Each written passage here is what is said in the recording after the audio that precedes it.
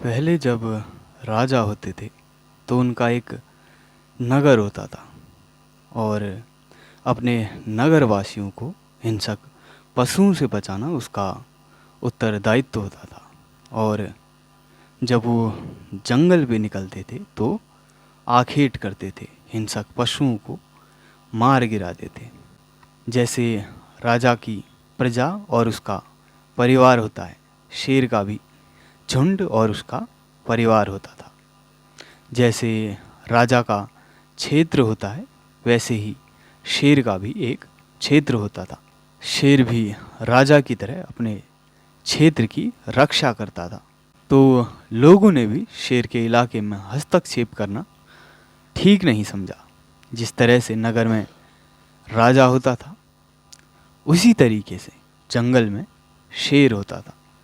और इतना ही नहीं, शेर के कुछ महत्वपूर्ण गुण भी हैं जो उसे निर्मुकुट सम्राट बनाते हैं। कुछ कहते हैं कि शेर की मृत्यु क्षुधाग्रस्त होकर यानी कि भूख से होती है, लेकिन इसका मतलब ये नहीं कि शेर कुछ भी खा लेता है। और ऐसा भी नहीं कि वो नैतिकता के कारण ऐसा करता है या वो ये किसी से सीखता है या वो ऐसा चाहता है। ये उसका स्वभाव है। शेर मृत्यु का वरण कर लेगा लेकिन कुछ भी खा नहीं लेता।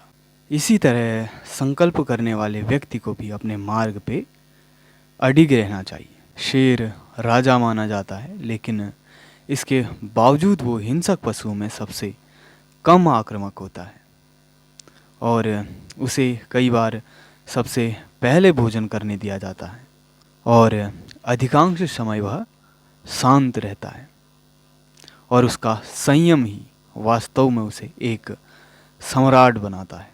शेर खेलता है जैसे अपने सदस्यों के साथ खेलता है वैसे ही शत्रु के साथ भी खेलता है और जीवन को भी एक खेल की तरह लेता है। और कुछ अनुभवी लोग कहते हैं कि जीवन को खेल समझने वाला ही इसके पार जा पाता है। और सबसे महत्वपूर्ण शेर का गुण साहस है जो कि सर्वमान्य है।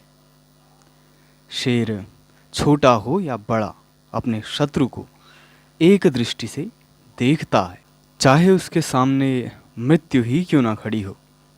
शेर आँख से आँख मिलाता है और अपनी निर्भयता का प्रमाण देता है।